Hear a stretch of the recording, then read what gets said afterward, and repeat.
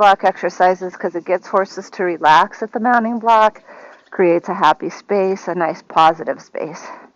So now I'm going to try turning her hindquarters away from my left leg. So I'm going to look over my left shoulder. I'm going to squeeze and relax my left leg.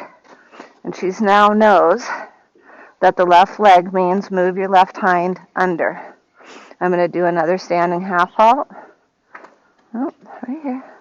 By squeezing my bottom 3 fingers, closing my leg. As soon as she softens, I soften. And I don't get caught up if she doesn't stay there. Again, I'm just going to tell her she's a good girl. I think I'm going to turn off my heated vest. There we go. Okay, and now I'm going to move her off my right leg. So I'm going to get into my right rider position. I'm going to look over my right shoulder. I'm going to close my right leg and steady outside rein. And just do a little turn on the forehand right at the mounting block. Back to the mounting block and halt. Good girl. Good. Again, just take a minute to tell her she's in a good space. So she's not grinding her teeth. She's not jerking the reins out of my hands. She's just waiting to be told the next thing. So now I'm going to do another standing half halt. Good, good girl. And nice and deep and low. And I'm going to do a little bit of free walk. Now Richard's in the arena doing some adjustments to our arborvitae trees so that when all the snow comes off the roof, it doesn't knock our trees down. But he'll be leaving shortly. So she's not at all fazed by that. So she now has a lovely free walk on a long rein. She's got good walk rhythm. She's relaxed. I can supple her. So when I do that, my hands are literally sitting on the fuzzy of the saddle pad. They're like side reins. They're just sitting there. And now my ring finger, I'm going to tickle my ring finger, and you won't be able to see this, but I can feel it. I'm just going to jiggle my ring finger on my right side, and she just softened her jaw to the right. It only needs to be like a 1/4 inch or a 1/2 inch, and then she gave me a little bit more stretch. Now, again, my hands are on the saddle pad, my elbows are relaxed, hips are relaxed. I'm now in my right rider position. My hands stay still on the saddle pad, but I'm absorbing her movement with the elasticity in my elbows, my hips, my shoulders. So now I'm going to test suppleness to my left rein. Again, you're not going to be able to see it, but I'm just going to tickle or wiggle my left ring finger. She just suppled her jaw to the left. Then I go back to straightening her, and she gives me a little more stretch. Good girl. So this is called positive tension. If I soften my muscle tone or relax my muscle tone in my hands or relax the bottom 3 fingers, she should seek that little bit of softening contact. So now I'm going to move her left shoulder into the new outside rein.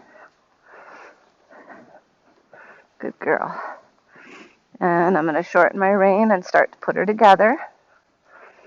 I do it as tactfully as possible, trying to keep her pull deep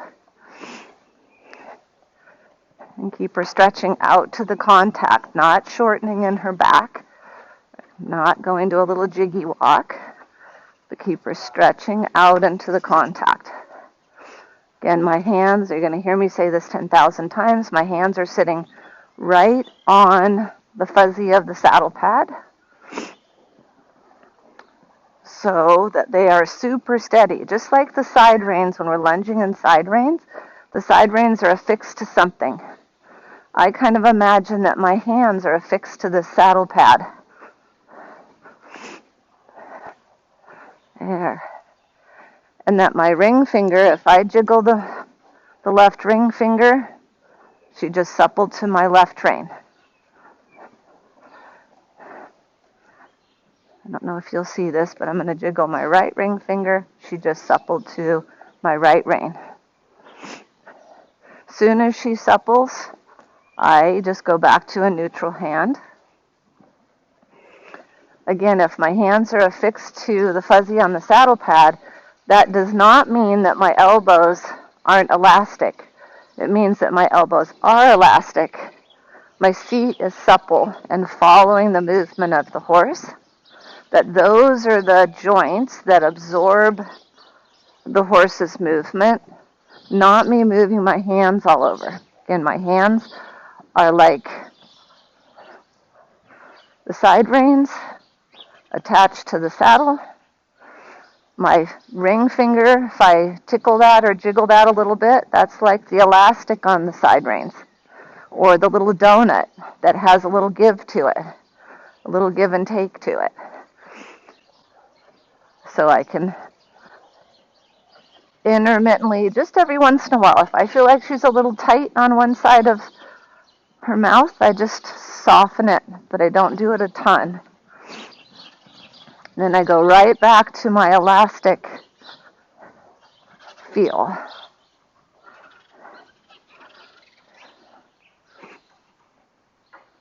So the other contact with my hand is I can close all three fingers and make a fist, a tight fist, and close my leg, and if she softens to that, then I relax. Let's say she doesn't listen to the ring finger or the squeeze of my bottom three fingers and soften. Then what do? That's when I do get to bring my hand off the saddle pad and I can draw my elbow back and ask for more flexion, making sure that I'm using my legs at the same time.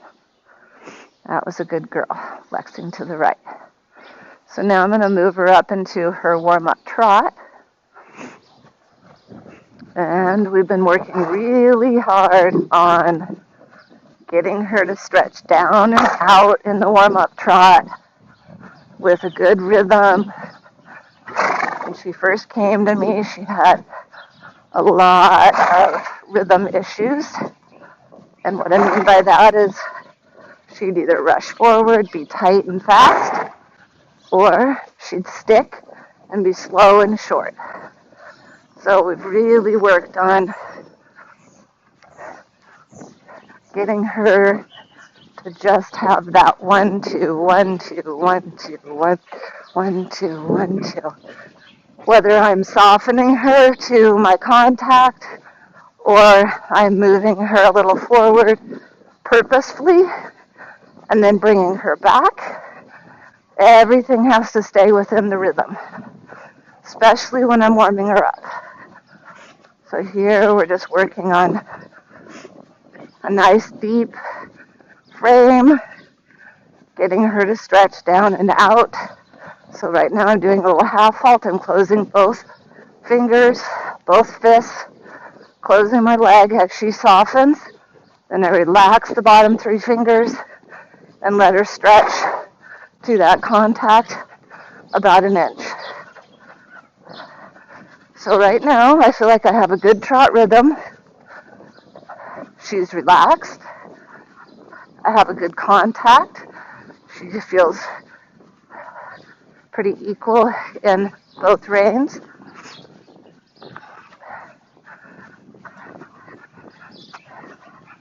She's got a nice swing through her back. So now I'm going to change direction, do a little warm up the other way. So I'm going to supple her jaw right, change my body language, supple her jaw left. We'll do a little warm up to the left.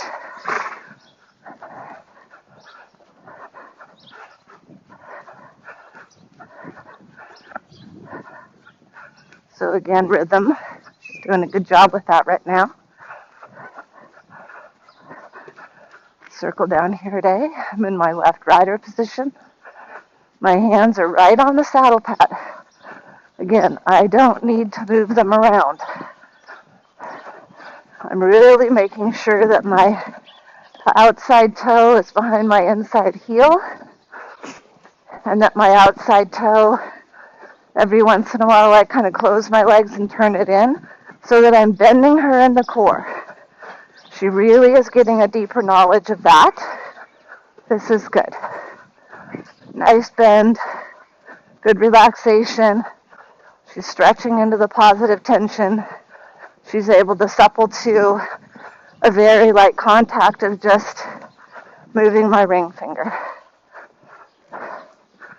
So now we're going to add another little layer of suppling. So I'm going to change her from her left bend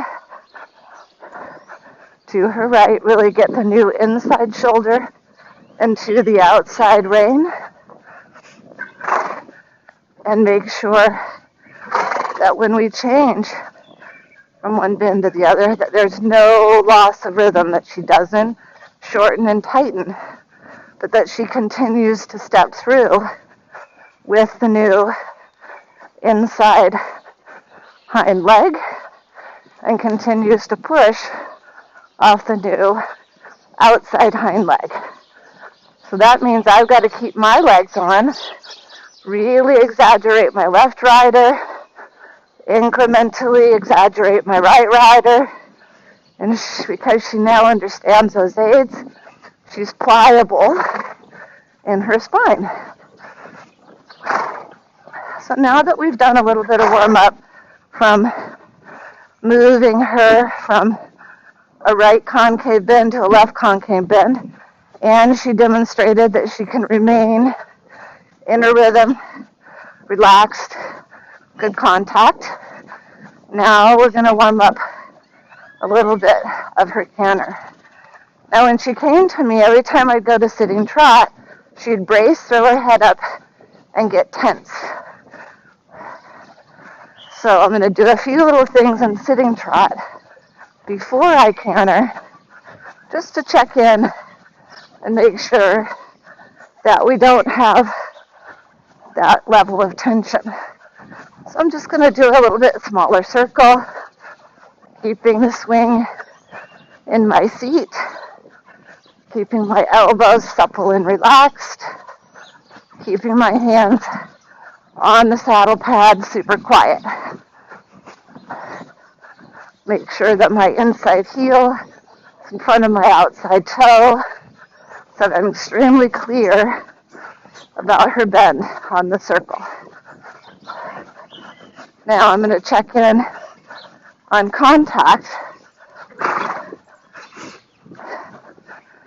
and see if I can supple her off my left outside ring finger. I'm going to jiggle it a little bit. She softened. Excellent. Now, can I soften her jaw a little off my right ring finger? Yes. That was good. So now, I'm going to ask for a little bigger trot step. I go to posting trot, close my leg and ask for a little bigger step. And all of this is just checking in and preparing her for the canter transition. As she gets more confident in all of these skills, I won't have to go through this sitting trot, posting trot stuff. So now I have picked up her tempo, her rate of speed a little. Nice, big, longer steps. Still working on that positive tension, long and low. Concept, deep and round. Now I'm going to go back to sitting trot. I'm going to do another small circle. Using my legs to steer her. My outside toe is incrementally turning in. My inside leg is on. Good. Good girl.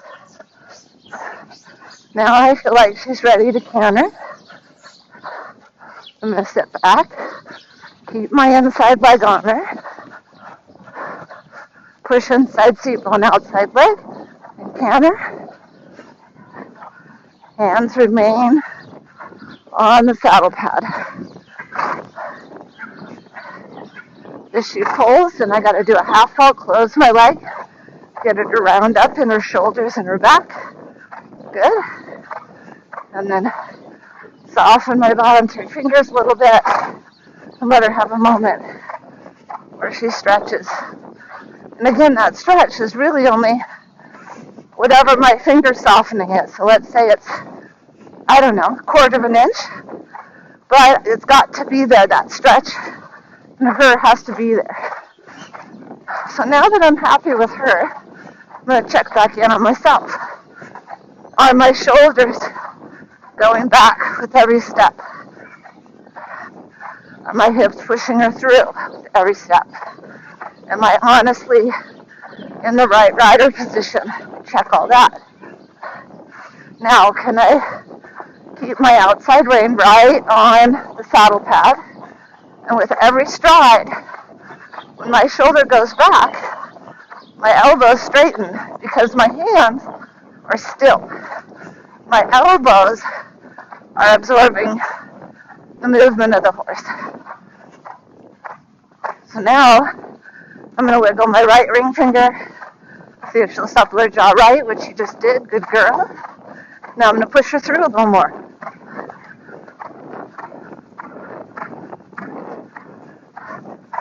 And now I'm going to widen my hands slowly a little bit, and I'm going to bring her back a little bit. I'm clucking because I want her hind feet to continue to be coming through as I supple her jaw a little bit so that I keep her shoulder and back up. Good girl. And now I'm going to push her through again to the bigger canter. Elbows are straightening. Shoulders are going back. Now I'm going to widen my hands. And I'm going to start collecting her, steadying my shoulders, closing my legs, keeping my inside leg really forward to help her keep her bend in the core. I feel she's getting a little tight in her right jaw. I wiggle that right finger against my outside rein. If I feel like she's heavy in the outside rein, I'm going to wiggle my left finger, soften her, and then come back to the right. So now, I'm going to collect her again, wide hands, steady my back. Hands come back to me a little bit. Check in, my right leg has to be way forward. My outside leg has to be holding her hip, holding that back hip. Collect her a little more. Deeper around her. Outside rein and trot. Get her trot rhythm right away. Not running. 1, 2, 1, 2, 1, 2. Relaxed. Swinging. Good. Good. Seeking the positive tension that she's taking a little bit. Now I'm going to cross diagonal. I'm going to shift her left shoulder into my new outside rein with my inside leg. Really, again, being super clear that my legs are really split apart.